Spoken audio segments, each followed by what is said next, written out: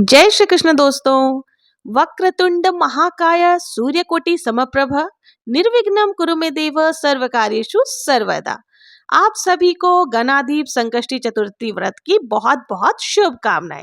आज के वीडियो में हम लोग सुनेंगे गणाधिप संकष्टी चतुर्थी व्रत की कथा। मान्यता है कि इस दिन व्रत करने से जीवन में आने वाली बाधाएं दूर होती हैं। इस दिन व्रत करने से रुके हुए कार्य बनने लगते हैं। इस दिन भगवान गणेश की पूजा आराधना करने से समस्त मनोकामनाएं पूर्ण होती है, सुख समृद्धि की प्राप्ति होती है और इस व्रत को करने से 100 यज्ञों का पुण्य प्राप्त होता है। कथा का श्रवण करने से पहले जान लेते हैं कि पूजन हमें किस प्रकार से करना है।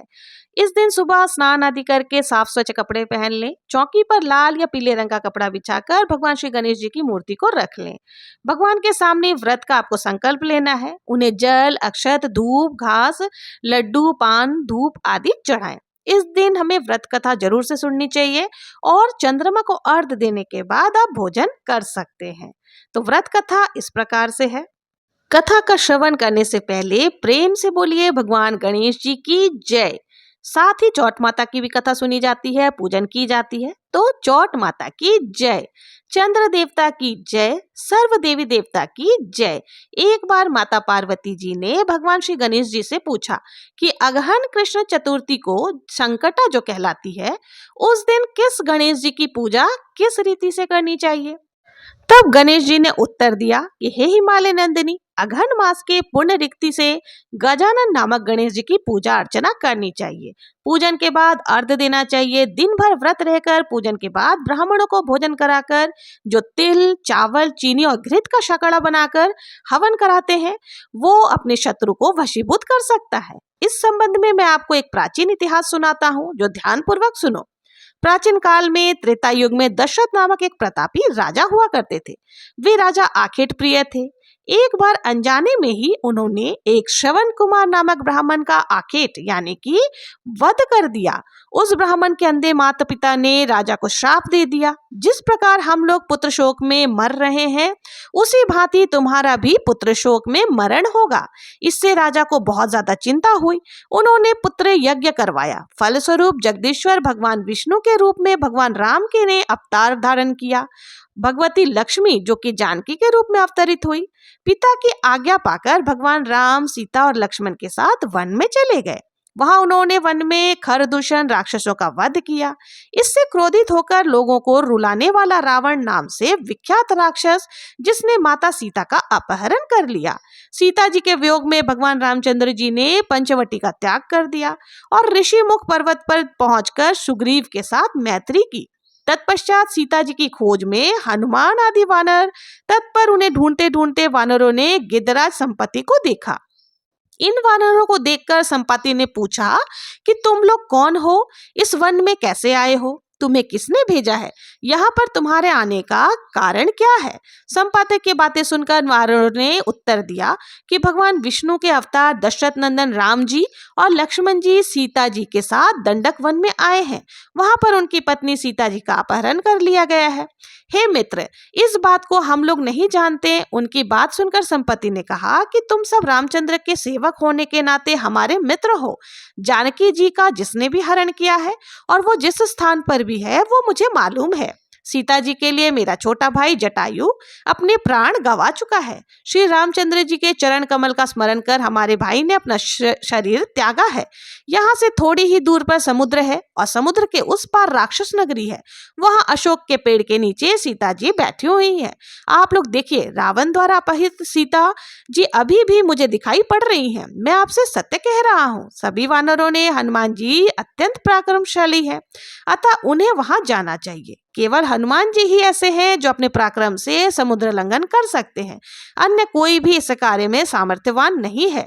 संपत्ति की बातें सुनकर हनुमान जी ने पूछा कि हे संपत्ति, दस्तर समुद्र को मैं किस प्रकार पार कर सकता हूँ। हमारे जब वानर उस पार जाने में असमर्थ हैं, तो मैं ही अकेला कैसे पार कर सकता हूँ। हनुमान जी की बात सुनकर संपत्ति ने उत्तर दिया कि मित्र, आप संकट नाशक गणेश चतुर्थी का व्रत कीजिए। उस व्रत के प्रभाव से आप समुद्र को क्षण मात्र में पार कर लेंगे। संपत्ति का आदेश से संकष्ट चतुर्थी का उत्तम व्रत हनुमान जी ने किया। हे देवी, इसके प्रभाव से वे क्षण भर में ही समुद्र को लांघ गए। इस लोक में इसके समान सुखदायक दूसरा कोई व्रत नहीं है। श्री कृष्ण जी भी कहते हैं कि हे महाराज युधिष्ठिर, आप भी इस व्रत को कीजिए। इस व्रत के प्रभाव से आप क्षण भर में अपने शत्रुओं को जीतकर संपूर्ण राज्य के अधिकारी बन सकते हैं। भगवान कृष्ण के वचन को सुनकर युधिष्ठिर ने गणेश चतुर्थी का व्रत किया। इस व्रत के प्रभाव से वे अपने शत्रुओं को जीतकर राज्य के अधिकारी बन गए। इस प्रकार से जो भी सच्ची श्रद्धा के साथ मार्गशीर्ष मास के कृष्ण पक्ष की संकष्ट चतुर्थी का व्रत धारण करते हैं, उन्हें शत्रुओं पर विजय की प्राप्ति होती है तथा उनके समस्त कार्य सिद्ध होते हैं। तो प्रेम से बोलिए भगवान श्री गणेश जी की जय, चौट माता की जय, सर्व देवी देवता की जय। प्रत्येक माह के कृष्ण पक्ष और शुक्ल पक्ष की चतुर्थी तिथि के दिन भगवान श्री गणेश जी की प्रसन्नता के लिए वृत्त को धारण करना चाहिए। कृष्ण पक्ष में पड़ने वाली चतुर्थी को संकष्ट चतुर्थी और शुक्ल पक्ष में पड़ने वाली चतुर्थी को विनायक चतुर्थी के नाम से जाना जाता है। ये व्रत जो भी करते हैं उनके सभी प्रकार के दुख संकट सब कट जाते हैं।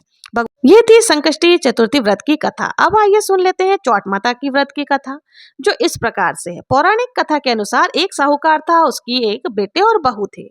बहू रोज बर्तन मांजने के बाद बाहर पानी फेंकने जाती तो उसकी पड़ोसन पूछती काम निपट गया? वो कहती हाँ। पड़ोसन पूछती क्या खाया? तो वो कहती बासी कुसी खाया। सास रोज सुनती, उसे बहुत क्रोध आया कि हम तो अच्छा खाना खाते हैं फिर भी ये बस बासी कुसी कहती है। एक दिन ये सारी बात सास ने अपने बेटे से कह दी कि तुम्हारी पत्नी झूठ मूठी हमारी बदनामी करती है। वो रोज हम लोग इतना अच्छा खाना खाते हैं फिर भी वो सभी को कहती है कि हमने बासी कुसी खाया। तो उसके बेटे ने सोचा कि ऐसा क्यों कहती है, चलो देखते हैं। तो उसने अपनी पत्नी से कहा कि आज मेहमान आएंगे, खूब अच्छे अच्छे पकवान बनाना। पत्नी ने बहुत सारे पकवान बनाए। तो फिर पत्नी ने कहा जाओ मेहमानों को बुला लो। तो उसके पति ने कहा ऐसा सोचो कि हम सभी मेहमान हैं, आज हम सभी साथ मिलकर खाना खाएंगे। बहू ने सभी को खाना खिलाया। काम निपटाकर जब बर्तन मांजकर पानी फेंकने गए तो पड़ोसन ने फिर से पूछा कि क्या खाया? तो बहू ने फिर से वही कह दिया कि बासी कुसी खाया। इस बार उसके पति छुपकर सभी बातें सुन रहा था। उसने अपनी पत्नी से पूछा कि तुम झूठ मूठ हमारी बदनामी क्यों करवाती हो? हमने तो आज बहुत ही अच्छे पकवान खाए फिर भी तुम कहती हो बासी कुसी खाया। तुम्हें शर्म नहीं आती अपने घर की जो बदनामी करते हुए? तब बहू ने कहा कि बासी कुसी ही तो खाया है। आज तक ना आपके पिताजी ने कमाया ना आपने कमाया, जो दादा परदादा का कमाया हुआ धन है उसी को तो हम लोग बैठकर खा रहे हैं। ये बात साहूकार के बेटे को चुभ गई। उसने कहा ठीक है, मैं परदेश कमाने चला जाऊंगा। पर उसकी माँ ने बहुत समझाया कि बेटा हमारे पास तो बहुत धन है, तुम क्यों परदेश जाओगे? पर बेटा माना नहीं। उसने कहा नहीं, मैं तो परदेश जाऊंगा। फिर वो जाने लगा। जाते समय अपने पत्नी से कहकर गया कि घर की अग्नि बुझने मत देना। अगर अग्नि बुझ जाए तो दीपक जलाकर रखना और दीपक बुझ जाए तो चूल्हा जला लेना। पहले तो इसी प्रकार से चलता रहा। बहू ने अग्नि नहीं बुझने दी, लेकिन एक बार काम करते करते उसकी अग्नि बुझ गई। बहू को बहुत ही डर हो गया कि पता नहीं मेरे पति पर क्या विपत्ति आई होगी। ऐसा सोचकर वो अपने पड़ोसन के यहाँ अग्नि मांगने के लिए चली गई। जब वो अपने पड़ोसन के पास गई तो उसने देखा कि वो पूजन कर रही है। तो उसने पूछा कि आप ये कौन सी पूजन कर रही हैं? तो पड़ोसन ने कहा कि मैं चौट माता की व्रत कर रही हूँ। तब साहूकार की बहू बोली कि इस व्रत को करने से क्या होता है? पड़ोसन ने कहा चौट माता अन्न धन देती है और सभी प्रकार की मनोकामनाओं को पूर्ण करती है। तो उसने कहा ठीक है, तो मैं भी ये व्रत करूंगी। उसने मन ही मन व्रत का संकल्प ले लिया और उसने व्रत प्रारंभ कर दी। उस पड़ोसन ने उसे 30 गेहूं के दाने दिए और कहा कि इनमें से एक दाना रोज एक दूसरे आले में रख देना। 30 दिन में 3 आंखें और दूसरे आले में चले जाएंगे, तभी चौथा आ जाएगी, तब चौथ का व्रत कर लेना। साहूकार की बहू इसी प्रकार व्रत करने लगी। सास उसे 4 टाइम रोटी देती, वो एक वक्त की रोटी पनिहारी को दे देती, एक वक्त बर्तन मांजती, तब उठवाड़े में गाड़ देती, तीसरी पहर पाड़े को दे देती और चौथे पहर की रोटी उठा करके रख देती। सो चांद उगने पर अर्घ देकर फिर खाना खा लेती। बहुत समय हो गया। एक दिन चौट विधायक ने आपस में बात की कि इसका काम करना चाहिए, नहीं तो लोगों को हम पर से विश्वास उठ जाएगा। सो चौट विधायक ने उसे उसके पति को स्वप्न में कहा कि तू जाग रहा है या सो रहा है? साहूकार ने कहा ना तो मैं जाग रहा हूँ ना सो रहा हूँ, मैं तो मन ही मन उलझा हुआ हूँ। किसी का लेना है किसी का देना है, सो चिंता में पड़ा हुआ हूँ। तब चौट विधायक जी ने कहा कि तेरे घर के लोग तुझे याद करते हैं, सो तू घर जा। कल चौट विधायक के नाम का दिया जला लेना, दरी बिछाकर बैठ जाना, ले जाने वाले ले जाएंगे, दे जाने वाले दे जाएंगे। दूसरे दिन साहूकार ने दिया जलाकर दरी बिछाकर बैठ गया। लेने वाले ले गए और देने वाले दे गए। सब देना लेना जब निपट गया तो साहूकार घर के लिए रवाना हुआ। रास्ते में एक जंगल में आग लगी हुई थी, उसमें एक सांप जल रहा था। साहूकार ने यह देखा तो एक लकड़ी से उसे उठाकर आग से बाहर निकाल दिया, परंतु वो सांप इस बात से खुश ना हुआ कि उसने उसकी जान बचाई है। वो कहने लगा, मैं तुझे खाऊंगा, तूने मुझे क्यों बचाया? मैं तो जानबूझकर मरना चाहता था। इस तरह रेंग रेंग कर चलने वाली जिंदगी से तो तंग हो गया था। साहूकार ने कहा, भैया मैं बहुत बरस के बाद अपनी माँ बहन और पत्नी से मिलने जा रहा हूँ। आज उन लोगों से मिल लो, फिर रात में आकर डस लेना। उस सांप के खाट पर नहीं चढ़ने की आस थी। उसने कहा, मैं खाट पर कैसे चढ़ूंगा? साहूकार ने कहा, मैं अपनी पत्नी की साड़ी की अंटी लगा दूंगा, उसके सहारे चढ़ जाना। सांप ने कहा, ठीक है। साहूकार जब घर आया अपनी माँ और बहन से और पत्नी से मिल लिया। मन ही मन वो बहुत दुखी था, क्योंकि आज रात को सांप उसे डसने वाला था। उसने पत्नी से कहा कि अपने छत वाले कमरे की सीढ़ियों में से तुम एक पर बालू और रेत बिछा देना, एक पर पानों की गड्डियां रख देना, एक पर फूल बिछा देना, एक पर इत्र और फुलेल छिड़क देना, एक पर केसर और केवड़ा रख देना, एक पर कच्चा दूध रख देना और एक ऊपर वाली सीढ़ी पर नमक रख देना। रात को जब सांप आया, खूब बालू में रेत में लोटा, खूब पानों की गड्डियों में लोटा, खूब फूलों में लोटा, खूब इत्र फुलेल सूंघा, खूब केसर केवड़ा सूंघा, खुश होकर के दूध पिया। ये सभी चीजें सांप को बहुत ज्यादा पसंद होती है। फिर कहने लगा, साहूकार तूने मुझे सुख तो खूब दिया, पर मैं वचनों से बंधा हुआ हूं और तुझे डसूंगा जरूर। आखिरी सीढ़ी पर चढ़ते ही उसके मुंह में नमक चला गया। सांप कहने लगा, अरे पापी, मुझे नमक खिलाकर अब नमक हरामी कराएगा? पर मैं तो वचनों से बंधा हुआ हूं, डसूंगा जरूर। चौट विधायक ने आपस में तय किया कि तू ढाल बन जा, मैं तलवार बन जाता हूँ और इस दुष्ट को काट देते हैं। उन्होंने ऐसा ही किया, पर सांप की जीभ उछलकर जूती में बैठ गई। सांप ने निश्चय किया कि जब साहूकार जूते पहनेगा तब उसे डस लूंगी। लेकिन साहूकार की जो पत्नी थी वो कीड़ी नगरी जिमाया करती थी, सींचती थी। सो उस कारण से चींटियां जीभ को घसीटकर बिल में ले गई। ये सब साहूकार का लड़का लेटा लेटा देख रहा था। उसे नींद नहीं आ रही थी। उसने देखा कि उसका जो दुश्मन है वो तो मारा गया है। उसने अपने पत्नी को जगाया और कहा कि चलो हम चौपर पासा खेलते हैं। सुबह जब बहन अपने भाई भाभी को जगाने के लिए गई तो उसने सीढ़ियों में खून ही खून देखा, तो वो चिल्लाने लगी कि माँ, भाई भाभी को तो लगता है कोई मार गिराया है, सीढ़ियों में तो खून ही खून है। छत के कमरे की खिड़की खोलकर भाई ने कहा, हम नहीं मरे, हमारा दुश्मन मारा गया है। सीढ़ियां धुलवाओ तो हम नीचे आए। सीढ़ियां धुलवाई गई, फिर वो लोग नीचे आए। साहूकार ने अपनी माँ से पूछा, माँ, अपने यहाँ चौट विधायक का व्रत कौन करता है जिसके प्रताप से मेरी रक्षा हुई है? नहीं तो आज एक सांप मुझे डसने वाला था। माँ ने कहा, कोई भी नहीं करता। तब साहूकार की पत्नी बोली कि मैं ये व्रत करती हूँ। सास ने कहा, 4 टाइम तो रोटी खाती थी, फिर तूने व्रत कब कर लिया?